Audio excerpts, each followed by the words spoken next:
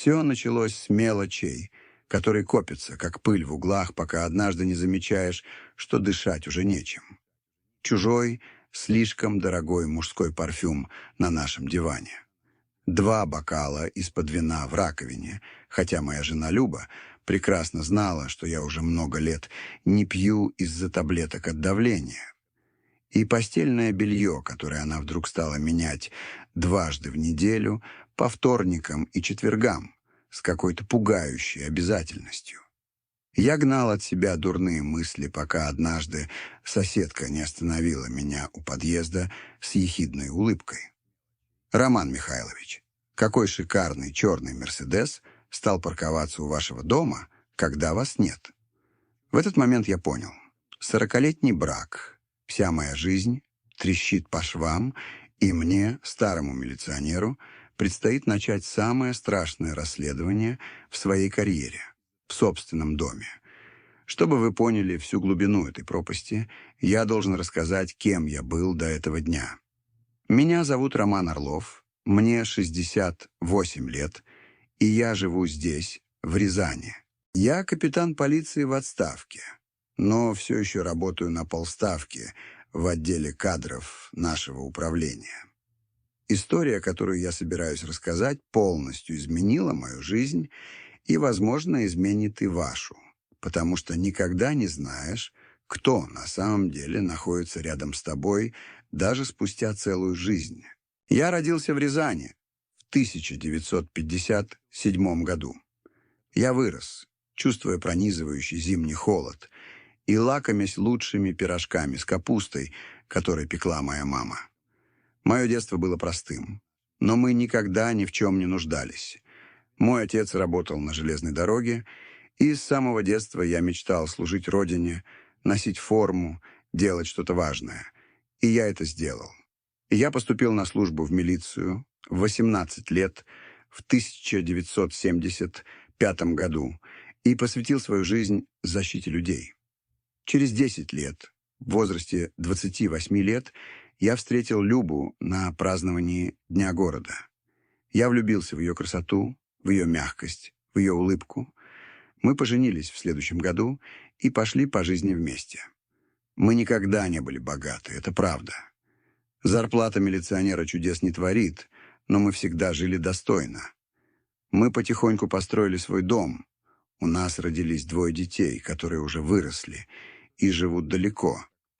Мы прожили вместе 33 года. 33 года, ребята. Почти 4 десятилетия мы делили одну постель, один стол, одни и те же мечты. Или, по крайней мере, так я думал. Несколько лет назад я начал замечать странные вещи, мелочи, понимаете?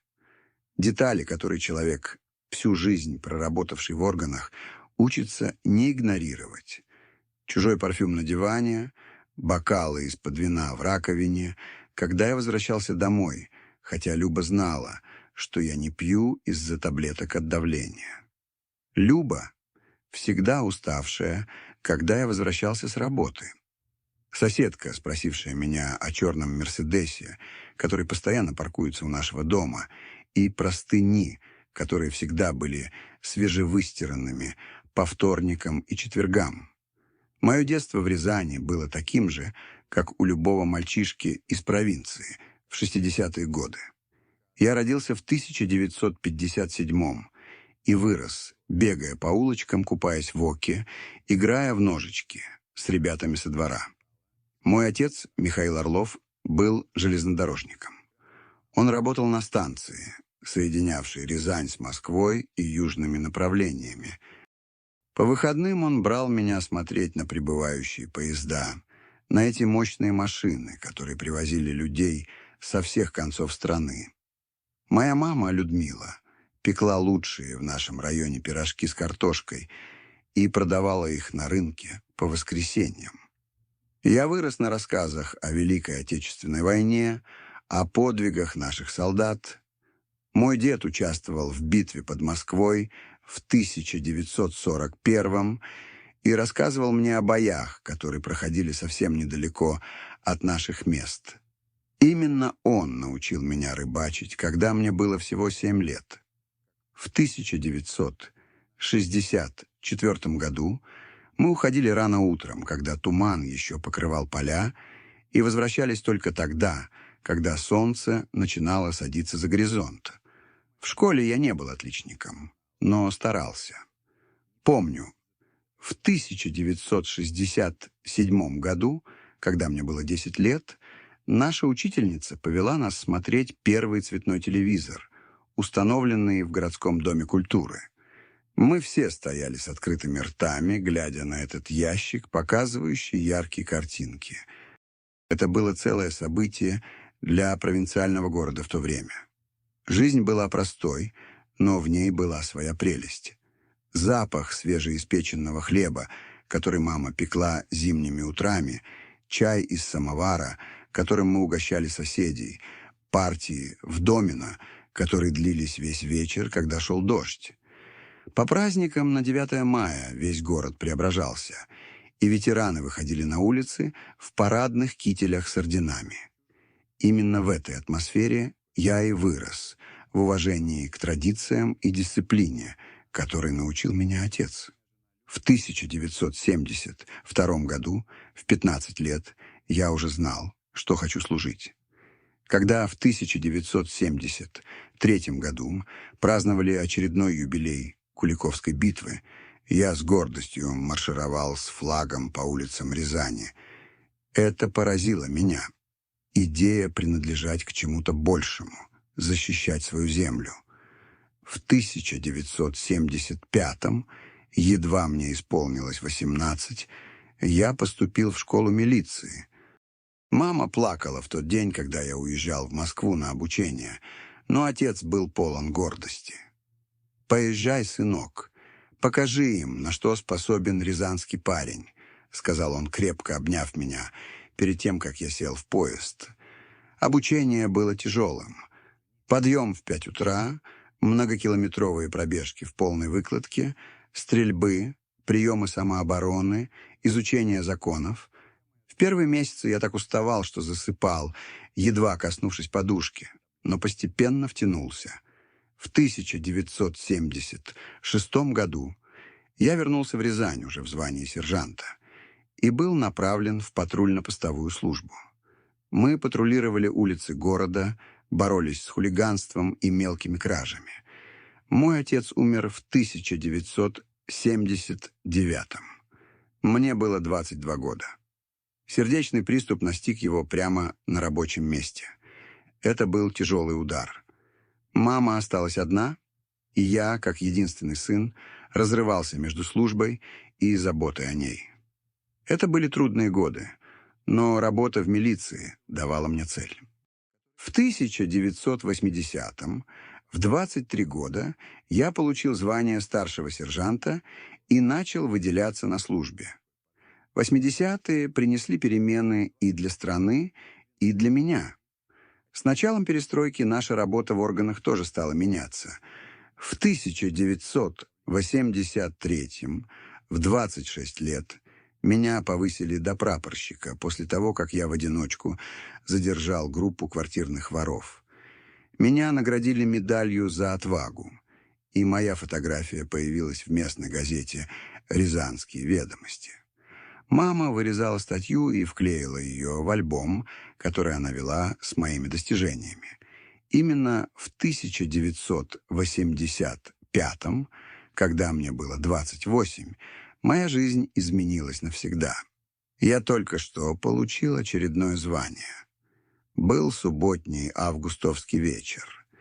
Лето уже заканчивалось, но вечера в Рязани все еще были теплыми. Меня пригласили на празднование Дня города. Я не очень любил такие мероприятия. Я предпочитал проводить свободное время на рыбалке или играя в футбол с коллегами, но в тот день решил пойти. На площади играл оркестр, и пары кружились в танце. И тогда я ее увидел. На Любе было синее платье. У нее были каштановые волосы до плеч и улыбка, которая осветила все вокруг. Ей тогда было 24 года. Она была учительницей, только что окончившей педагогический институт и работавшей в местной школе. Я набрался смелости и пригласил ее на танец. Я никогда не был хорошим танцором. Я несколько раз наступил ей на ногу, но она рассмеялась так искренне, что полностью меня обезоружила. «Вы из милиции, да?» — спросила она, пока мы танцевали. «Я видела вас несколько раз на площади. Всегда такой строгий в своей форме». Я немного смутился, но подтвердил. Мы проговорили весь вечер. Оказалось, у нас есть общие знакомые. Когда я провожал ее до дома на улице Полонского, я попросил ее номер телефона. Она написала цифры на салфетке и протянула мне с улыбкой, которую я не мог забыть несколько дней. На следующей неделе я набрался смелости и позвонил. Мы договорились встретиться в кафе у фонтана, традиционном месте встреч в городе с 70-х годов. Я заказал черный кофе, а она — горячий шоколад с пирожным. Мы часами говорили о наших жизнях, о наших мечтах. Люба родилась в Коломне, но переехала в Рязань еще ребенком, когда ее отца, инженера на заводе, перевели сюда. Она рассказала мне о своих планах, о том, как она любит учить детей. Мы встречались несколько раз в последующие месяцы. Я показал ей Рязанский Кремль, откуда открывается лучший вид на город. Мы устраивали пикники в Центральном парке. В декабре 1985-го я официально предложил Любе стать моей девушкой, устроив ужин в ресторане «Старый город» и подарив букет полевых цветов, который собрал сам. Моя мама, Людмила, обожала Любу с первой встречи. «Эта девушка с будущим, сынок», — сказала она мне после того, как Люба ушла с нашего воскресного обеда. «Не упусти ее». И я не упустил. В июне 1986-го, после 6 месяцев встреч, я сделал Любе предложение. У нас была скромная церемония в ЗАГСе, в присутствии самых близких родственников и нескольких коллег из милиции и школы, где она преподавала. На мою зарплату прапорщика мне удалось получить небольшую квартиру в спальном районе. Она не была роскошной, но это был наш дом. Люба продолжала работать в школе, а я в милиции. В первые годы брака наша жизнь была спокойной. Я рано уходил на службу. Она — в школу. В свои выходные мы жарили шашлыки во дворе и приглашали соседей или ездили на рыбалку. Жизнь была простой, но мы были счастливы. По крайней мере, я так думал. В 1988-м, в 31 год, я узнал, что стану отцом. Люба была беременна нашим первенцем. Это был один из самых счастливых моментов в моей жизни. Я сам покрасил детскую комнату, собрал кроватку и часами представлял, как буду держать этого малыша на руках. В марте 1989-го родился наш сын Михаил. Вид этого крошечного существа с глазами его матери и, как говорили, моим подбородком, тронул меня до глубины души. Жизнь обрела новый смысл. Я стал работать еще усерднее, брал сверхурочные, чтобы у моего сына было все необходимое. В 1992-м, в 35 лет, я получил звание младшего лейтенанта, что означало прибавку к зарплате. В том же году Люба снова забеременела, и в апреле 1993-го родилась наша дочь Анна. Наша семья была полной. 90-е были годами тяжелой работы и преданности делу. Я воспитывал своих детей, прививая им ценности честности и уважения, как когда-то делал мой отец. Михаил был больше похож на меня, тихий и наблюдательный. А Анна пошла в мать, разговорчивая и общительная. Люба была прекрасной матерью, терпеливой и любящей. Иногда, возвращаясь со службы поздно вечером, я заставал ее спящей в кресле с одним из детей на коленях и открытой книгой сказок. Эта сцена согревала мое сердце. В 1997-м, в 40 лет, я потерял мать. Людмила умерла после пневмонии, которую не смогла побороть. Это был тяжелый удар. Я должен был быть сильным ради своих детей и Любы, но внутри я был разбит. Моя жена была моей опорой в этот трудный момент. Она взяла на себя все хлопоты по организации похорон, принимала родственников, готовила для всех.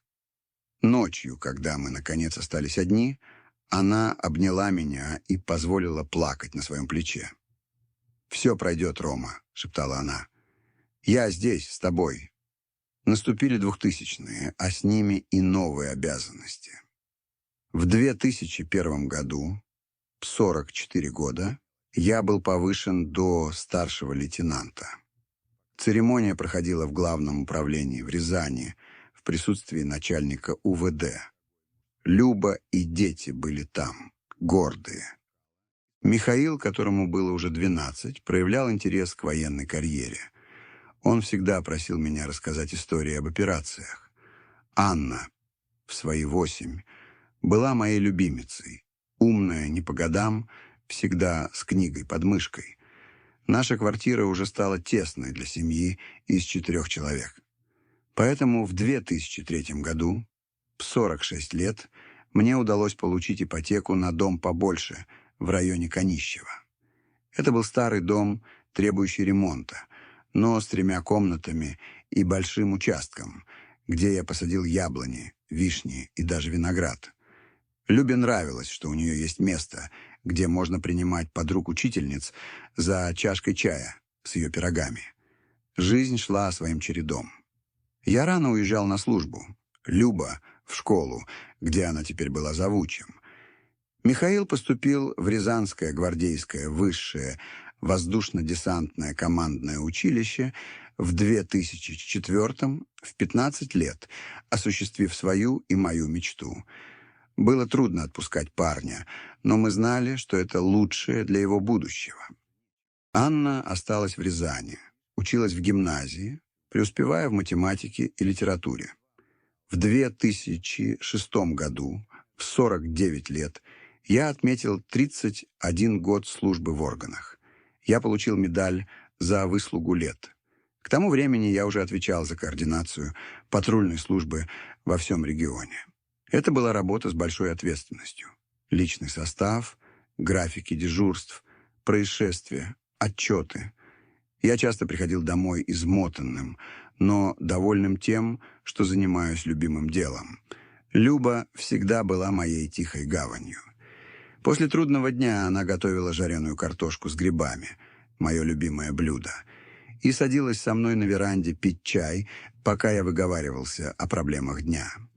Она знала каждую морщинку на моем лице, каждый усталый вздох, и точно знала, что сказать, чтобы успокоить меня. По крайней мере, так я видел наши отношения. В 2007 Михаил окончил училище и был направлен на службу. Видеть сына, идущего по военной стезе, наполняло меня гордостью. В день его выпуска я не смог сдержать слез.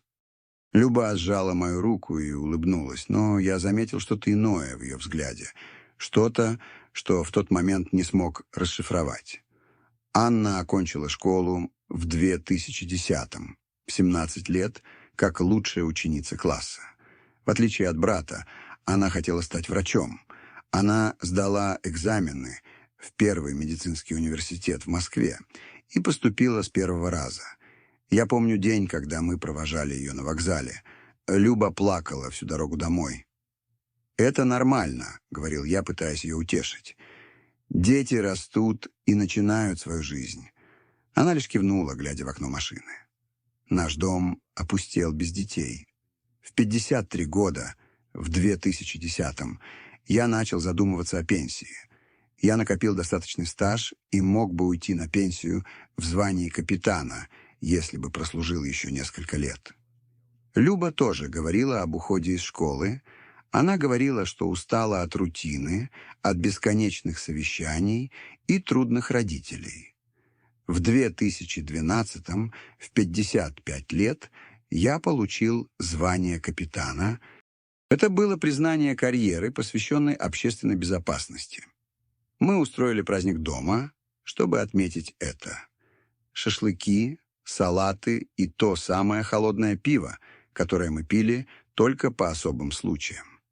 Михаил приехал из части со своей девушкой. Анна смогла отпроситься с учебы.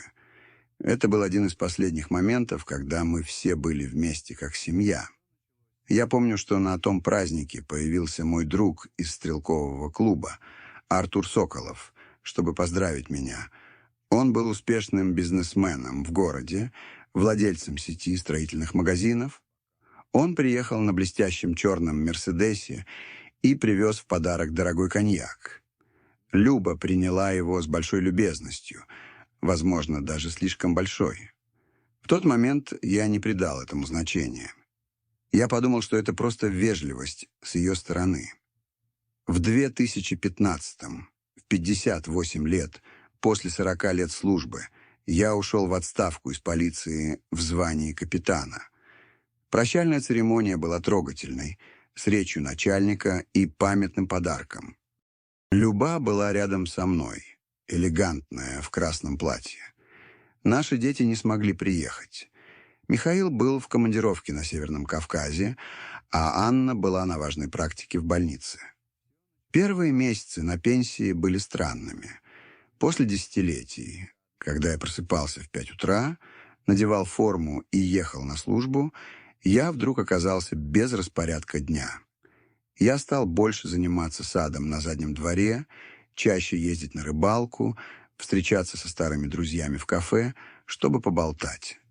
Люба продолжала работать в школе. Она должна была уйти на пенсию только в следующем году. В 2016-м, в 59 лет, я получил предложение работать на полставки в административном секторе нашего управления. Это была спокойная работа с 2 до 6 вечера. Разбирать документы, помогать в обучении новых сотрудников, делиться опытом. Я сразу согласился. Я снова чувствовал себя полезным, хотя уже не носил форму. Люба вышла на пенсию в конце 2016-го, в 55 лет.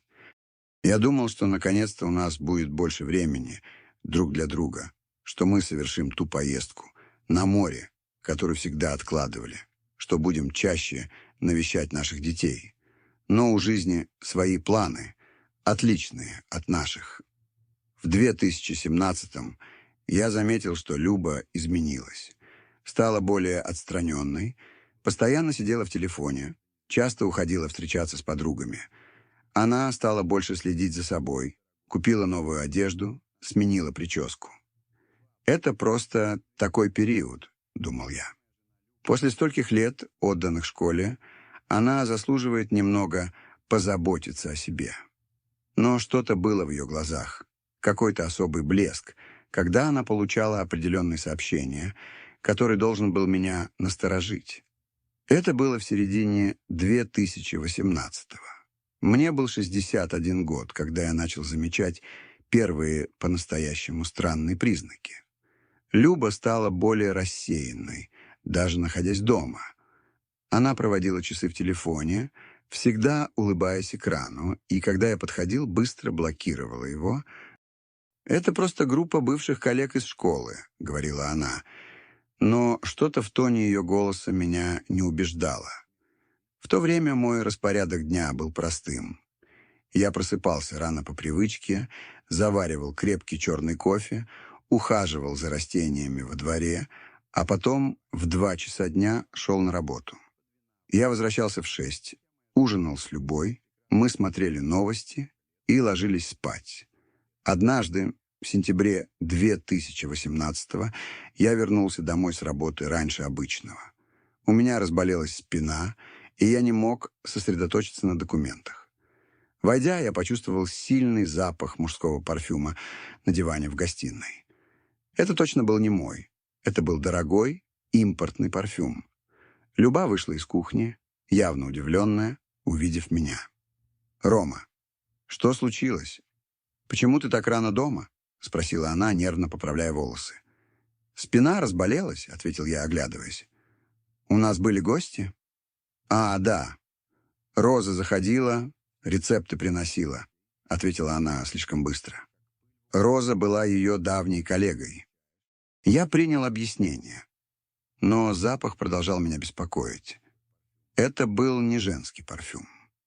Несколько дней спустя, придя с работы, я заметил 2 бокала из-под вина в раковине. Люба знала, что я не пью из-за лекарств от высокого давления, которые я принимал с 58 лет. «Кто здесь был?» — спросил я, указывая на бокалы.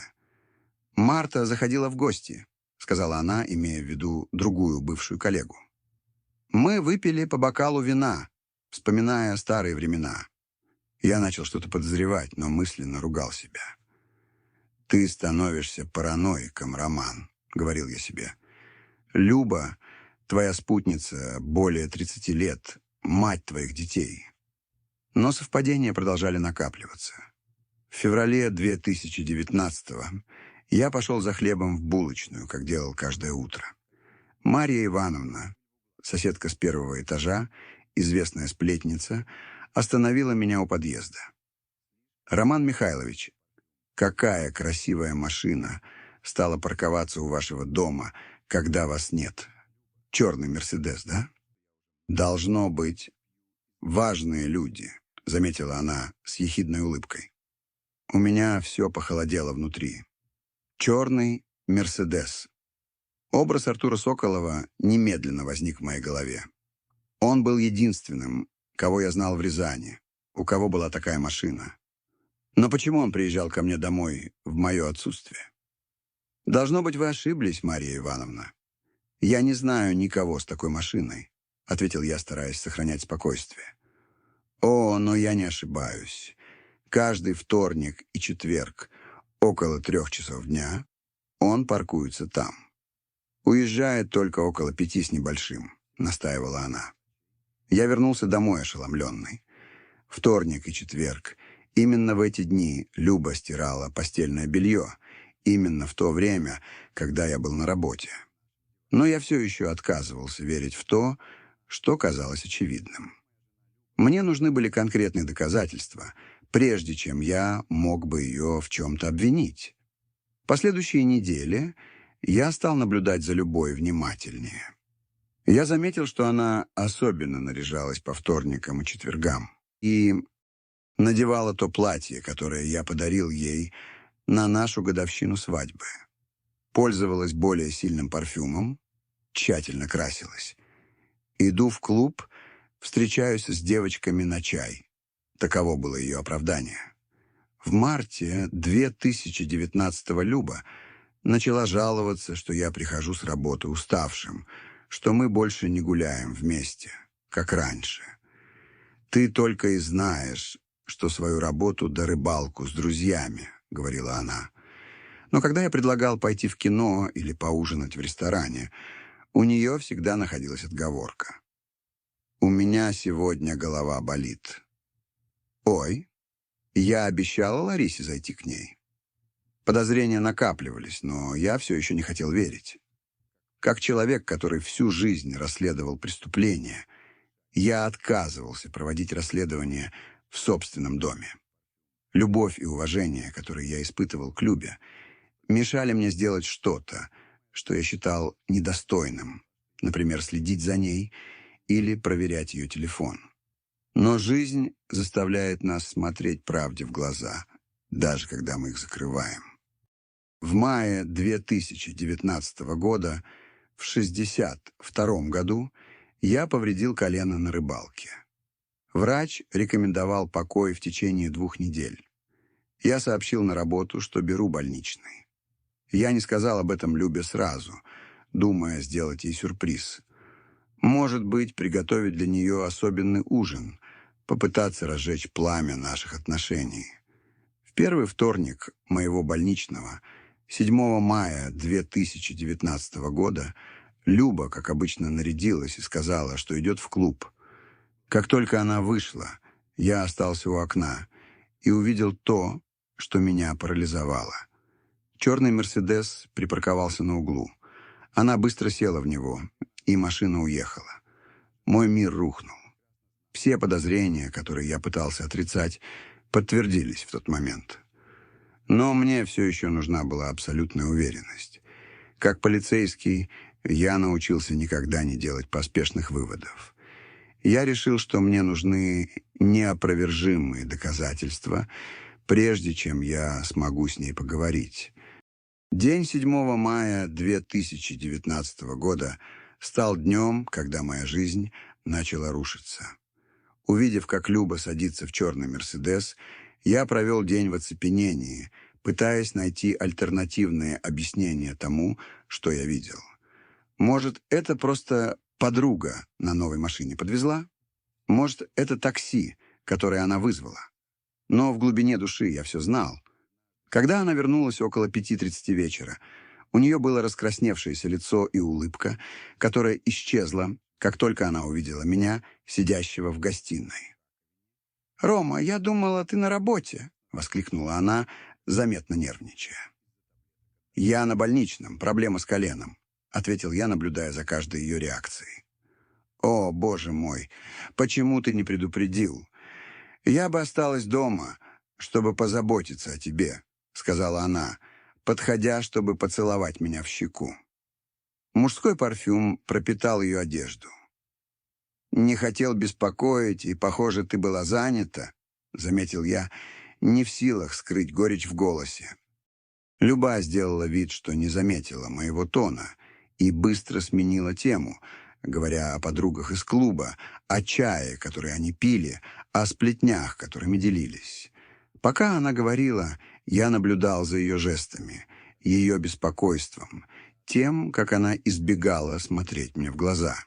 В то воскресенье, 12 мая 2019 года, в День матери, я принял решение. Мы обедали вместе. Между нами висело неловкое молчание, нарушаемое лишь звоном столовых приборов. Ранее утром звонила Анна, чтобы поздравить Любу с праздником. И Михаил прислал сообщение, так как он был в районе с плохой связью. Вдруг у нее зазвонил телефон. Она посмотрела на экран, побледнела и сказала, что ей нужно ответить на веранде. Когда она вернулась, ее лицо было напряженным. «Кто это был?» — спросил я небрежно, накладывая себе еще риса. «А, это Кармен из клуба. Просто поздравить с Днем матери», — ответила она, не глядя мне в глаза. В тот момент я решил, что мне нужно знать правду, какой бы болезненной она ни была. В понедельник, 13 мая, как только Люба ушла за покупками, я открыл браузер на компьютере и начал искать камеры безопасности. Я нашел интернет-магазин, который продавал микрокамеры размером с пуговицу, которые легко спрятать и которые передают изображение прямо на телефон. Это было против всего, во что я верил. Вторгаться в частную жизнь в собственном доме, но я чувствовал, что у меня нет выбора. Я купил 4 камеры с экспресс-доставкой. Они прибыли в среду, 15 мая, когда Люба была в парикмахерской. Я установил одну в гостиной, стратегически разместив ее на полке среди фоторамок, другую на кухне, замаскировав среди настенных украшений, третью в коридоре, ведущем в спальне, и последнюю, с большой неохотой, в нашей собственной спальне, спрятав ее на книжной полке. Камеры были незаметными, практически невидимыми, если не знать, где искать. Я скачал приложение на свой телефон и проверил трансляцию. Все работало идеально. Теперь оставалось только ждать. В четверг, 16 мая 2019 года, я проснулся с тяжестью в желудке. Люба нарядилась, как обычно. Сказала, что пойдет за покупками, а потом заглянет в клуб. Она быстро поцеловала меня в лоб и ушла. Как только я услышал, как закрылись ворота, я открыл приложение на телефоне. Почти час ничего не происходило. Дом был пуст и тих. В 12 часов 15 минут я услышал звук открывающихся ворот. Мое сердце заколотилось, когда я увидел через камеру в гостиной, как открывается входная дверь. Вошла Люба, но она была не одна. За ней следовал высокий мужчина с сидеющими волосами в хорошо сшитом костюме. Это был Артур Соколов. Я почувствовал укол в груди, когда он обнял ее за талию. Как только дверь закрылась, он поцеловал ее с такой интимностью, которая ранила меня как нож. «Я скучал», — сказал он, снимая пиджак. Эта неделя казалась вечностью.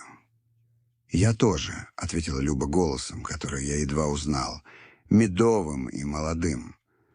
«Но сегодня нам нужно быть быстрыми. Роман на больничном. Может решить вернуться пораньше. Он все еще на этой своей смешной работе в управлении», — спросил Артур с презрением. «Капитан в отставке, работающий делопроизводителем. Жалкое зрелище». Люба рассмеялась смехом, который она никогда не дарила мне. Ему нравится чувствовать себя полезным, и лишняя копейка не мешает. Они пошли на кухню, где Артур достал из своего портфеля бутылку красного вина. «Я принес то испанское, которое ты любишь. Стоит целое состояние, но ты этого заслуживаешь». Он умело открыл бутылку, налил 2 бокала, и они чокнулись. «За нас», — сказал он, — «и за будущее, которое у нас будет». Я не мог оторвать глаз от экрана, хотя чувствовал, что каждое слово было как удар под дых. Они болтали несколько минут, попивая дорогущее вино, которое, как не преминул заметить Артур, стоило больше моей месячной зарплаты. «Как там твой муж, Ментик?» — спросил он с насмешливой улыбкой. «Даже не говори», — ответила Люба, закатывая глаза. «С каждым днем все скучнее и предсказуемее. Всегда одни и те же истории со времен милиции. Всегда один и тот же распорядок. Завтрак в 7, обед в 12, ужин в 7 вечера.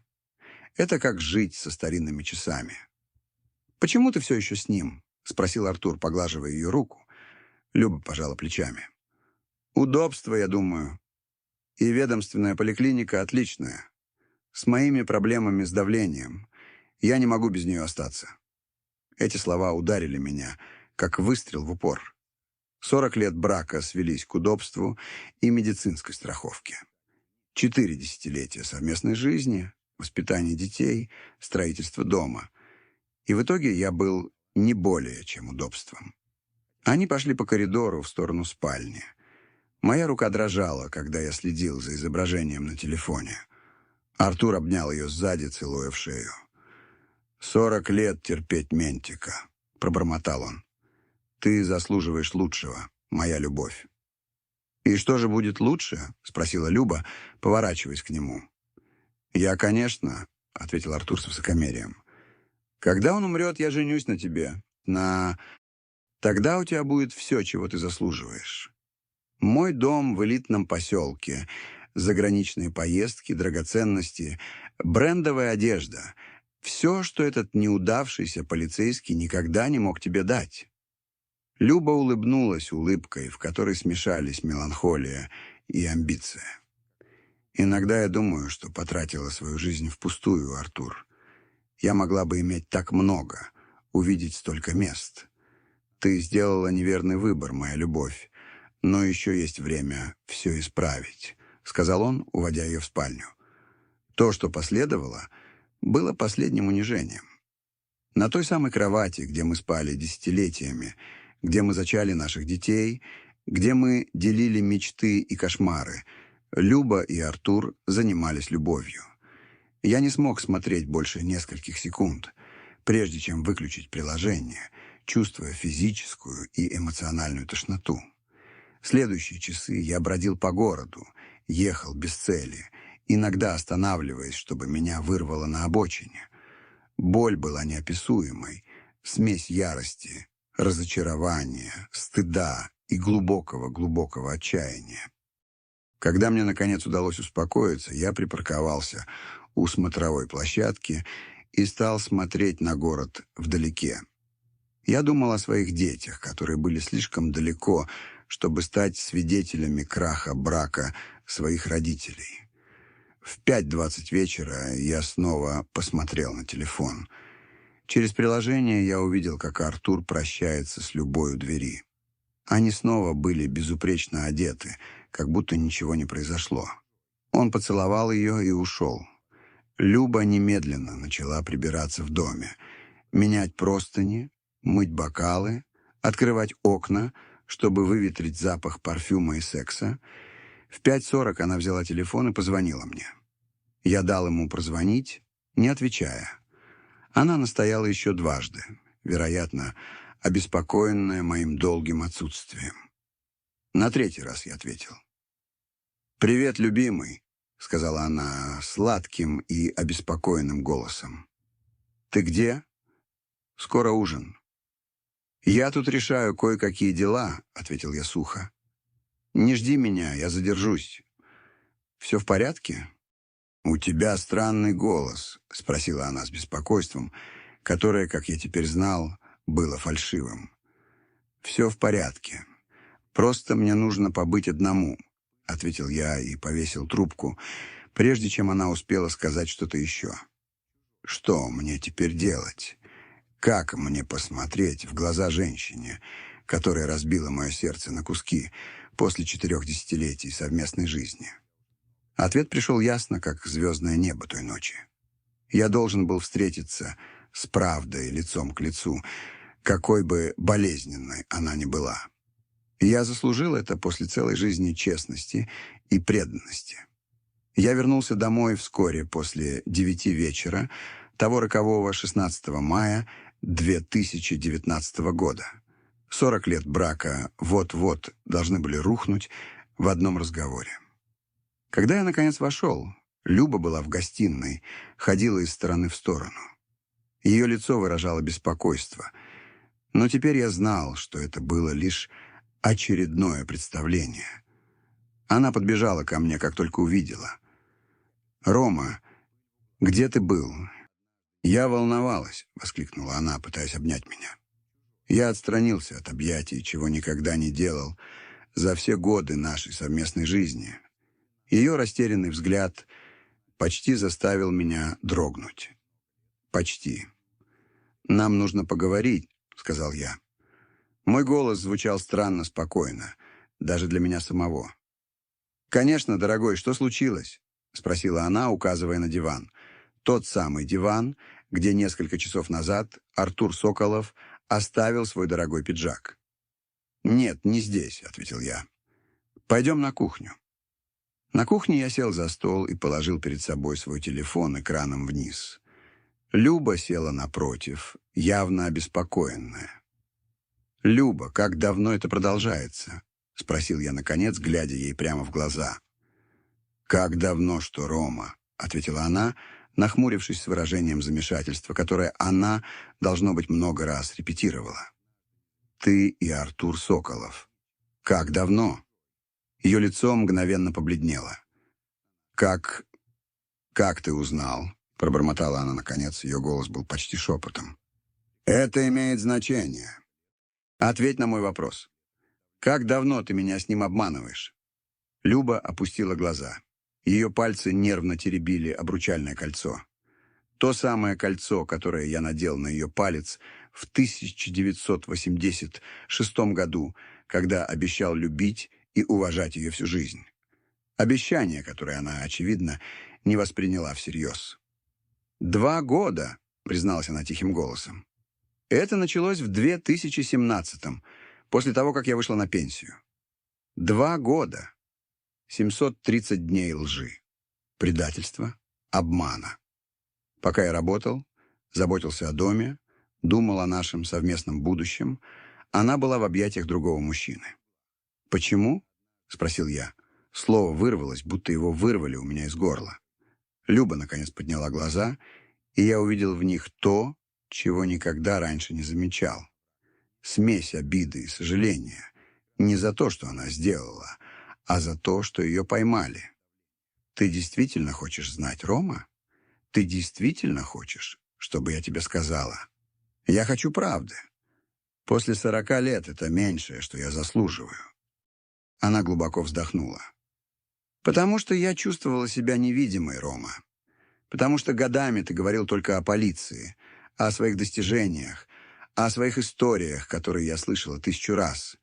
Потому что ты никогда не спрашивал, чего я хочу, что я чувствую, о чем я мечтаю. Как это? Я никогда не спрашивал, чего она хочет. Весь наш брак был построен вокруг потребностей семьи, в том числе и ее.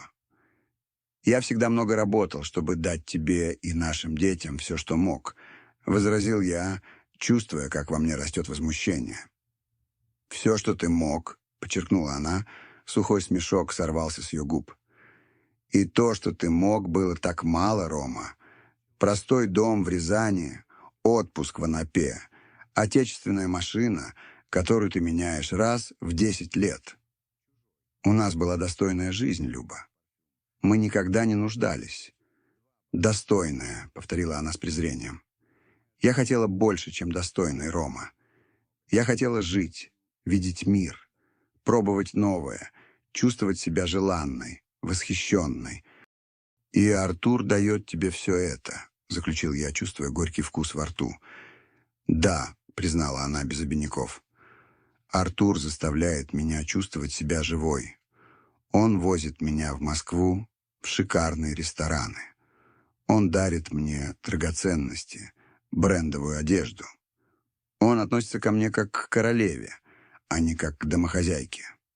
Я взял свой телефон и протянул его ей. «Что это?» — спросила она в замешательстве. «Посмотри сама», — ответил я, открыв приложение с камер и показав записи того дня. Ее глаза расширились от удивления, когда она увидела себя с Артуром в нашем доме. Ее лицо сменило бледность на багровый румянец. «Ты шпионишь за мной? Ты установил камеры в нашем доме?» «В нашем доме?» — подчеркнул я. «В доме, который я построил на свою скромную зарплату ментика, как любит называть меня твой любовник». «Как хорошо, что этот дурак на работе», — процитировал я ее слова, которые слышал на записи. «Я терплю его только из-за ведомственной поликлиники». Каждое слово было как яд, выходящий из моих уст. Она не отрицала. Она не могла отрицать, когда доказательства были прямо перед ее глазами. «Ты меня когда-нибудь любила?» Вопрос повис в воздухе на мгновение, которое показалось вечностью. «Я любила тебя?» «Да», — ответила она тихо. «В начале, когда мы были молоды и полны мечтаний. Я восхищалась твоей преданностью, твоим чувством долга, твоей честностью. Но со временем, я не знаю, Рома, жизнь стала однообразной, предсказуемой. Пока мои подруги путешествовали, покупали дома на море, меняли машины каждый год, мы продолжали жить в той же рутине». «Значит, все дело в деньгах», — заключил я, чувствуя ком в горле.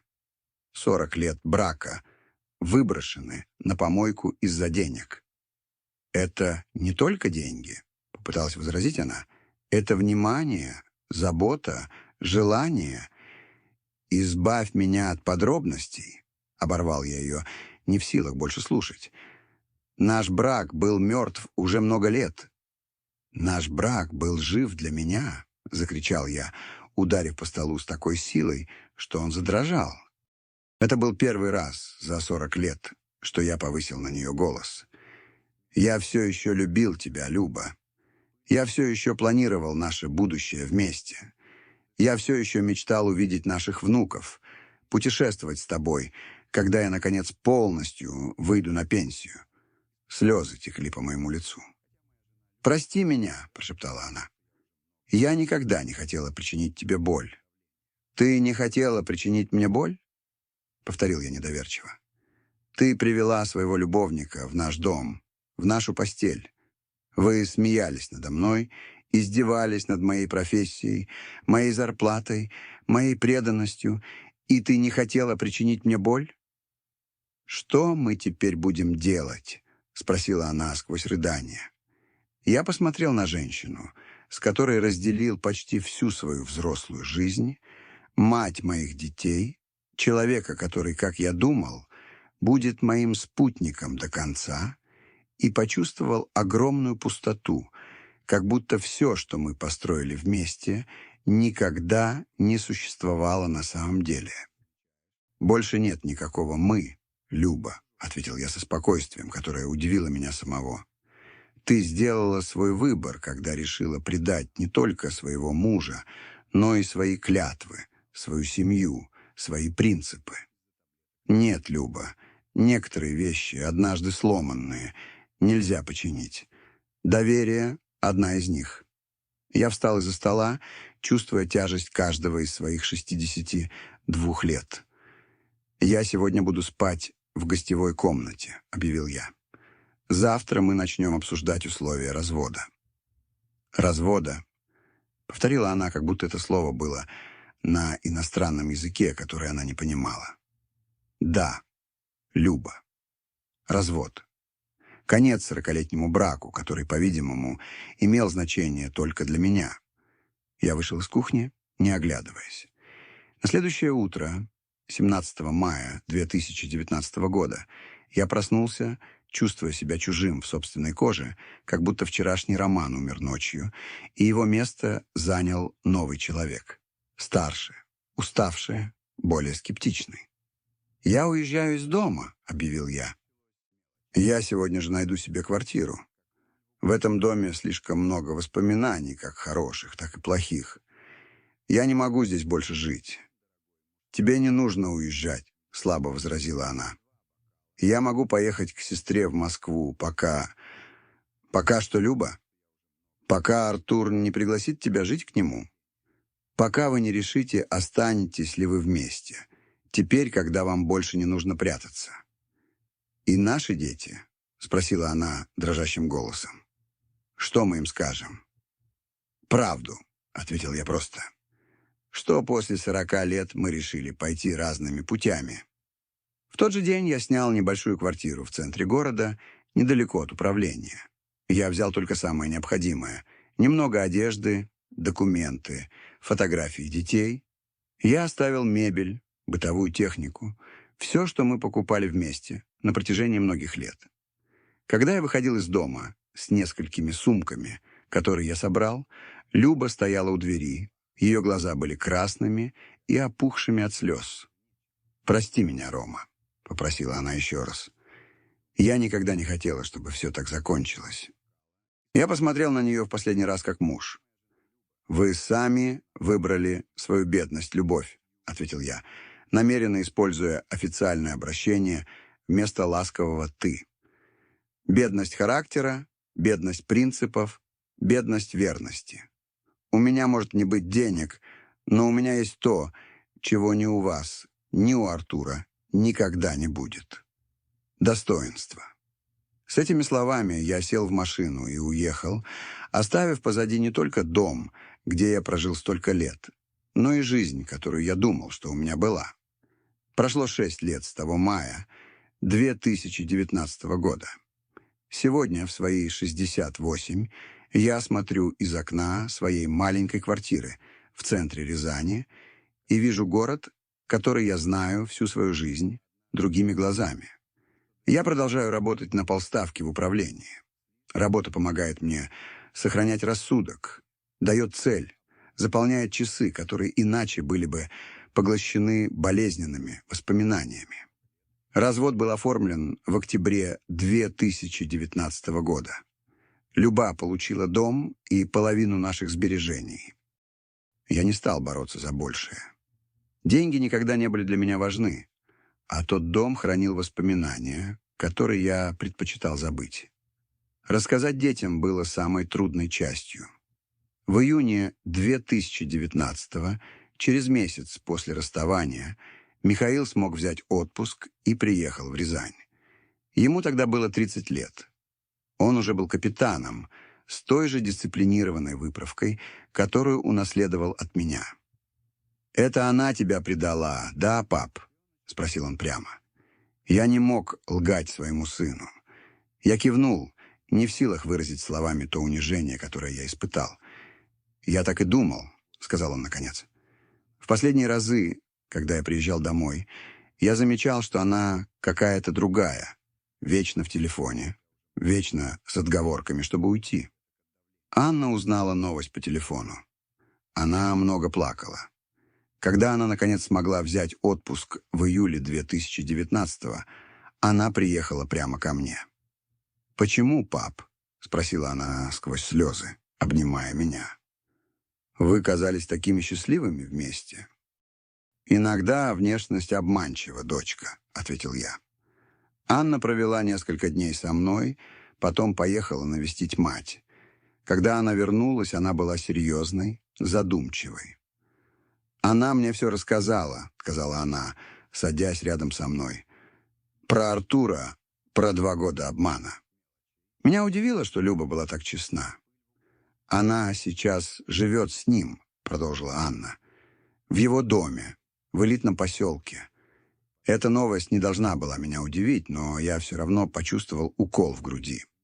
В декабре 2019-го я провел свое первое Рождество в одиночестве за более чем 4 десятилетия. Я узнал от знакомых, что Люба с Артуром ездила в Европу, Париж, Рим, Барселона, те места, которые она всегда мечтала увидеть, и которые я с моей скромной зарплатой полицейского никогда не мог ей предоставить. В 2021, в 64 году, у меня случился сердечный приступ. Ничего серьезного, но достаточно, чтобы заставить меня задуматься о собственной смертности. Я неделю лежал в областной больнице. Михаил смог взять отпуск, чтобы навестить меня, а Анна, уже дипломированный врач, консультировалась с лучшими кардиологами Москвы по моему случаю. Именно во время этой госпитализации ко мне пришла Люба. Она похудела, коротко постриглась, была одета в элегантную одежду, которую, безусловно, купил Артур. «Я ошиблась, Рома», — сказала она. «Ужасно ошиблась». «Давай оставим прошлое в прошлом», — предложил я, не желая вновь переживать ту боль. «Что сделано, то сделано». Несколько месяцев спустя я узнал, что они с Артуром расстались. По-видимому, крупный бизнесмен нашел женщину моложе, модель из Москвы. Люба вернулась в дом, который когда-то был нашим, теперь одна. Она пыталась восстановить отношения со старыми подругами, вернуться к своей жизни в Рязани. Но маленький город долго помнит. Многие двери для нее закрылись. В 2022-м Михаил женился на Ларисе, лейтенантке, с которой познакомился на службе. Мы с Любой, конечно, присутствовали, но держались на противоположных сторонах зала. В 2023-м Анна подарила нам нашу первую внучку, Софию. Я держал это крошечное создание на руках и чувствовал эмоцию, которую не испытывал очень давно. В том же году мне неожиданно позвонила Люба. Ее голос казался другим, более хрупким. «Рома, я только что получила диагноз», — сказала она без предисловий. «Рак груди». Я на мгновение замолчал, осмысливая новость. Несмотря на все, что произошло между нами, она все еще была мне не безразлична, мать моих детей. «Тебе что-нибудь нужно?» — спросил я наконец. «Я могу сопровождать тебя на приемы, если хочешь». Последующие недели я возил Любу на консультации в Москву. Ждал во время ее операции. Помогал с оформлением документов для ведомственной поликлиники, по иронии судьбы, той самой, которую она упоминала как одну из причин оставаться замужем за мной. Это была не месть, а просто правильный поступок. Потому что, несмотря ни на что, 40 лет истории не стираются полностью. И вот сейчас, в 2025 году, в 68 лет, я размышляю обо всем, что произошло.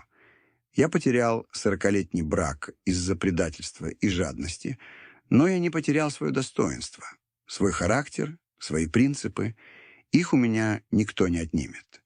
Жизнь научила меня, что иногда самые любимые люди могут причинить самую сильную боль, что доверие — это риск, на который нужно идти, но нужно быть готовым к последствиям. Что деньги и статус, столь важные для некоторых, не покупают характер или настоящее счастье. Люба в итоге узнала это самым тяжелым путем. Брошенная Артуром, когда он нашел версию помоложе и поярче, она осталась одна. потеряв не только материальный комфорт, который так ценила, но и уважение окружающих. И, что самое важное, любовь и доверие человека, который отдал бы за нее жизнь. Я не испытываю радости от ее несчастья, только тихую грусть об упущенной возможности чего-то, что могло бы быть прекрасным до самого конца. Мои дни теперь спокойны. Я просыпаюсь рано по привычке. Пью кофе на маленьком балконе своей квартиры. Еду на работу в 2 часа дня и возвращаюсь в 6.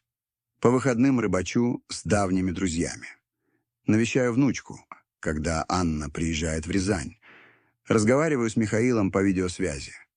Это простая, но честная жизнь.